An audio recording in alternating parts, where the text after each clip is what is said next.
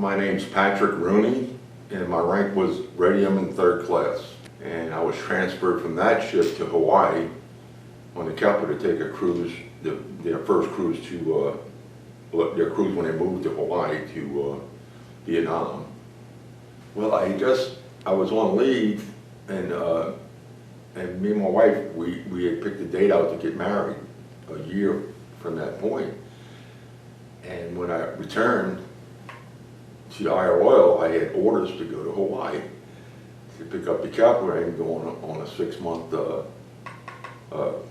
cruise to Vietnam.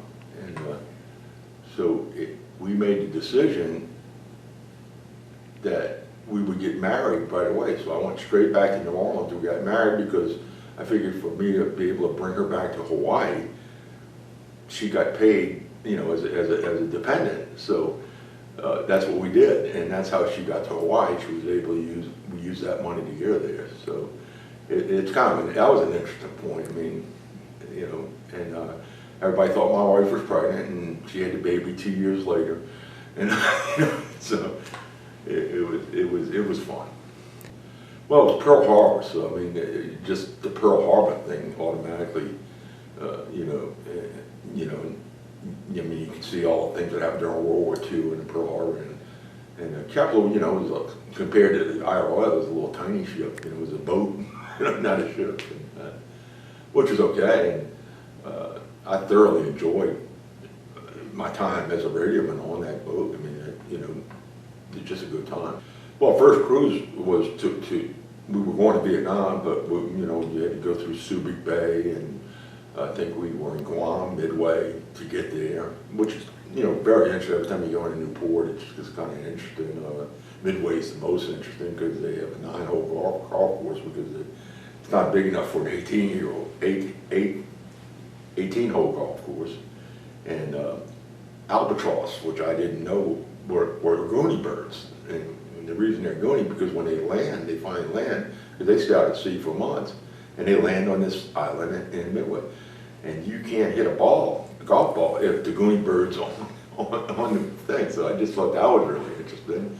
Guam was kind of boring, you know, there wasn't much going on there. And then going to Subic Bay, that story's maybe I shouldn't even tell, but it was wild. That was like the old Wild West. If you've ever watched old Navy pictures from World War II, that's about as close as you get that, the bar rooms and the, you know, the fighting and stuff like that. At that time we had to wear uniforms. So you go out there with white uniforms and you come back with, like, you know, red clay and anything else you can think of on you. So that was fun, because I really had that feeling like my dad did probably when he was in World War II. You know? So that was really, it was a very, very, very good experience for me. They were fine. I live in Louisiana, so I'm really familiar with water and waves and things like that. So there was nothing really shocking to me. I mean, sometimes it got to the point, you know, because it was a small boat, and I think we caught an edge of a typhoon once, and when we were on there, and I just remember that on the bridge they had a bell, and when the bell hit a 45-degree angle, it would hit. Okay, and being a radioman, you bring the messages up there and everything to the captain, and you're sitting up there, and all of a sudden you hear that bell ring, and you say, "Oh, geez," you know.